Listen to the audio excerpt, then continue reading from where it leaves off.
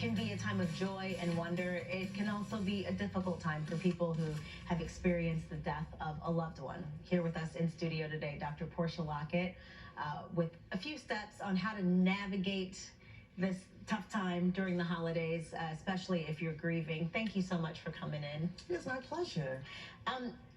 How is it that even if you didn't lose someone this time of year, it does still seem to hit home for so many people who are dealing with grief in some way?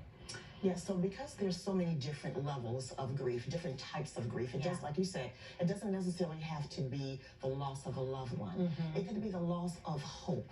Someone being diagnosed with a chronic illness or experiencing a catastrophic situation in their lives, losing their home. You know, during the whole pandemic of COVID, people were losing hope, losing their livelihoods, losing their jobs. Businesses were shutting down. Children couldn't socialize. We couldn't socialize. There were certain things that we couldn't do. So the loss of will contribute to the grief journey that anyone could experience. And we have a tendency to use the holidays as a marker, the first Christmas since, or the first Christmas without, you know, the presence of this person or this thing. What are some of the things that we can do to, one, just to make sure that we are healthy emotionally, but then also if we know that someone that we love is struggling this time of year?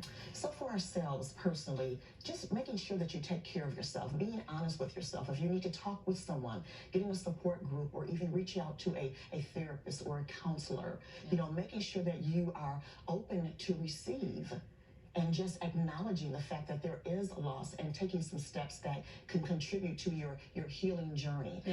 We have the Lockett Foundation, and what we do is we pour into individuals and we give them an opportunity to have permission. So we have a permission to grieve, because some people don't feel that they can grieve. You know, so what does that grieving journey look like? Because sometimes we put a time frame on how we grieve, where we grieve, the reasons that we grieve, and so we give these individuals resources and tools to be able to maneuver through that. And then we come back with permission to heal. So now that we have acknowledged grieving, we have permission to grieve, how do we heal?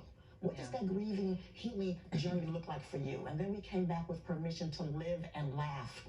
And then in February, we'll come back with permission to love again. So when you put all of these different mechanisms into place, it can definitely contribute to helping someone or even yourself go through that grieving journey.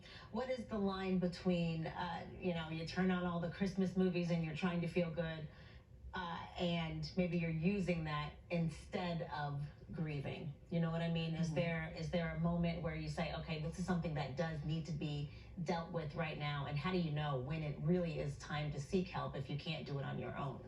You know, it will, at some point it's going to hit you. And sometimes it will hit you in that space of that time when you least expect it.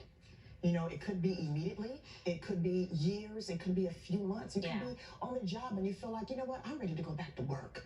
But then you get it in work and there's triggers that happen. It could be a trigger of the movie. And then you lose it because someone in the movie transitioned, or you could compare your journey with that person's journey that's in the movie. And so there's certain triggers that could take place.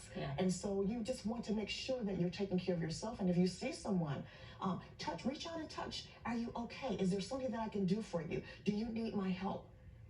You brought in a beautiful journal and these healing cards, and I wanted to show, you said these would be a great gift idea, right? Absolutely. Tell me a little bit about these healing cards. So with the healing cards, there's a 52 card deck, right?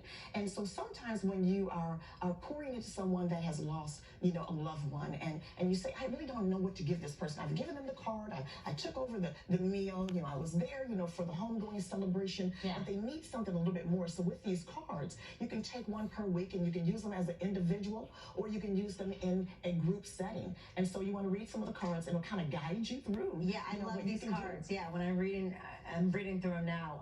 Well, the first one is, I need to reconnect. And so I guess the assignment for that day would be to call someone that you have been thinking about and start a conversation. You can start the conversation via text. The next one, letting go. What are you holding on to? Try to release one thing today. Yes. So powerful and such a great gift idea. Where can we find these? So you can go to drportialockett.com under products, or if you want to get them immediately and you don't want to wait for the rush or the mailing rush, I'm going to be on this upcoming Thursday from 6 to 10 p.m. at the NSYNC Dance Studio, which is 7940 West Outer Drive in Detroit. Okay, and we'll put this online so you can go back and watch it again and write that down if you didn't have a pen. Thank you so much, Dr. Lockett, for coming in. Pleasure. These are really, really great. I want you guys to take a look at these when you get a chance as well.